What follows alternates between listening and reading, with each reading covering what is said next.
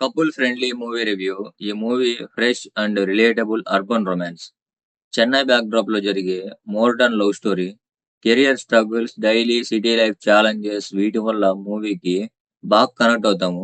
Bike pooling concept చాలా unique గా realistic గా అనిపించింది నాకైతే. ఎమోషనల్ బాండింగ్ కి బాగా కనెక్ట్ అవుతాము. ఫంకీలో లాగా ఫోర్స్డ్ ఎమోషన్స్ గానీ, ఫైట్స్ గానీ, కామెడీ గానీ లేవు. Just genuine emotions, light humour మాత్రమే ఉన్నాయి. ఇలా కదండి మూవీస్ ఉండాలి.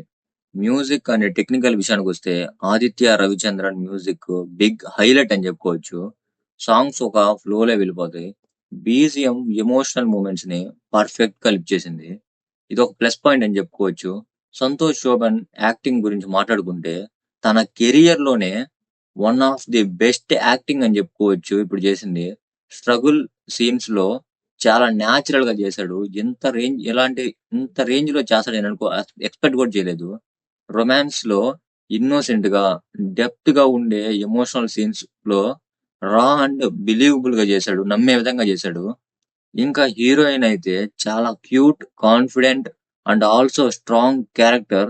జస్ట్ లవ్ స్టోరీలో హీరోయిన్ ఉండాలి కదా అన్నట్టు హీరోయిన్ అయితే పెట్టలేదు. హీరోకి ఎంత ఎంత ఇంపార్టెన్స్ అయితే ఉండిద్దో ఈ మూవీలో హీరోయిన్ క్యారెక్టర్ కూడా అటు ఇటుగా హీరోకి ఈక్వల్ ఇంపార్టెన్స్ గా అయితే ఉండిద్ది. తన యాక్టింగ్ మెచ్యూర్ గా చాలా న్యాచురల్ గా అనిపించింది. యోగి బాబు కామెడీ టైమింగ్ అయితే బాగుంది. యోగి బాబుని ఎక్కడైతే మనం చూస్తామో నవ్వు స్మైల్ మన మొహాల్లో అయితే ఉండిద్ది.